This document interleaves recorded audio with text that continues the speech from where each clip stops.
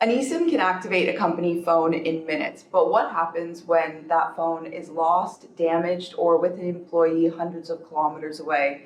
That's the real eSIM question for IT. Because eSIM removes the physical card, it does not automatically remove the carrier workflow, the troubleshooting, or the recovery process.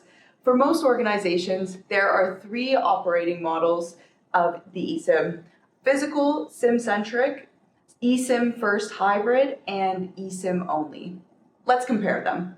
Option 1, physical SIM-centric. This is the familiar model. IT keeps physical SIMs in inventory, inserts during deployment, and moves the card when a user changes devices. It's not modern, but it's predictable. For field teams, shared devices or environments where a phone may need to be replaced immediately, a physical SIM is very useful. A technician can move the card into a compatible phone and test service without waiting for a new digital profile. The trade-off is logistics. Remote employees may need a SIM shipped. Someone has to order, store, assign, and track those cards. Activations can be delayed. This model is strongest where hands-on support matters more than remote speed. Second, eSIM-first hybrid. So for many organizations, this is the most practical option today. Here, eSIM is the default for validated devices, carriers, and employee groups. Physical SIM remains available for exceptions and business continuity. The benefit is faster onboarding. A company phone can be shipped directly to an employee, while the cellular plan is delivered through a carrier process, device setup, or a supported management workflow.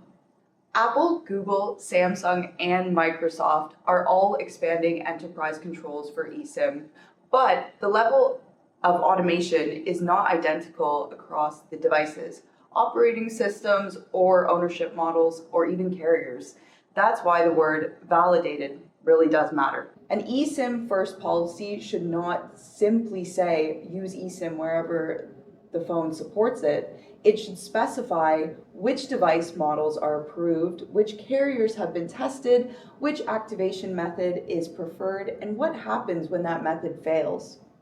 For example, your first choice might be automated or carrier-led provisioning. Your second might be an approved portal or app, a QR code, or a manual activation code that may be the fallback. And the fallback needs to be documented before an employee is locked out of service. The hybrid model also lets IT separate users by operational reality. Remote office employees may be ideal for eSIM. A technician working in a low connectivity area may still benefit from a physical SIM-ready replacement. A short-term contractor may need a different process from a permanent employee. And a Canadian fleet using multiple carriers may need different recovery steps for each carrier. That flexibility is the main advantage of hybrid. It improves the normal deployment path without pretending every exception has disappeared. A quick comparison between the two. Notice that eSIM only is not automatically the least complex. It replaces physical handling with digital processes, carrier dependencies, and exception management. Now, option 3, eSIM-Only. This model can be extremely efficient, but only when the organization is operationally ready.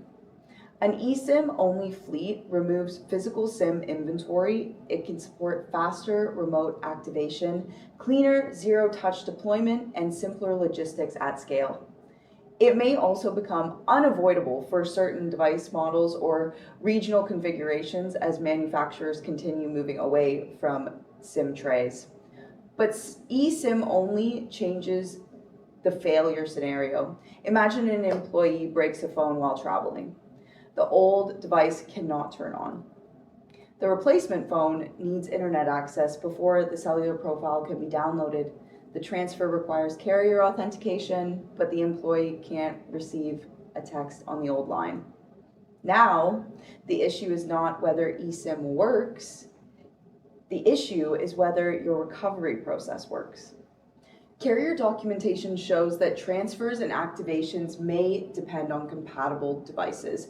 Current software, Wi-Fi, access to the previous phone, a carrier account, a QR code, or direct carrier support. In at least some Canadian recovery scenarios, in-person assistance may still be required. eSIM may make network profile digital, but it does not make an entire fleet instantly portable. Carrier switching can still involve device reconfiguration, testing, administration, and coordination. There is also an MDM reality. Apple supports strong controls on supervised devices, including remote plan installation, transfer restrictions, and decisions about whether an eSIM is preserved during a wipe or not. Newer Android enterprise capabilities are improving eSIM management, but control can differ between company-owned devices and personally owned devices, whereas some Samsung workflows still involve user action. Microsoft Intune supports remote eSIM activation on supported Apple devices, but that does not mean every carrier workflow is fully automated. Security also needs to be considered. An embedded SIM cannot simply be removed from the phone, but an eSIM does not eliminate SIM swap or mobile takeover risk. Strong carrier account controls remain essential. So eSIM-Only is best suited to organizations with a standardized fleet, a strong carrier support, mature device management, reliable internet access, and a tested replacement process. Finding the right eSIM model. So should your organization stay physical SIM-centric or transition into a hybrid or eSIM model? The honest answer depends on how your mobile environment works today. The right approach depends on your device mix, carrier relationships, MDM capabilities, remote workforce, support models, and what happens when a phone is lost, damaged, or needs to be replaced quickly. That is why the decisions should start with an assessment of your current environment, not with a blanket policy. We look beyond whether the eSIM can be activated. The more important question is whether the full process works when everything does not go according to plan. Can a new employee receive a sealed phone and get connected without delay? Can services be transferred when both devices are available? What happens when the old phone is dead? The goal is to identify the model that creates the best balance of speed, control, flexibility, and support for your organization.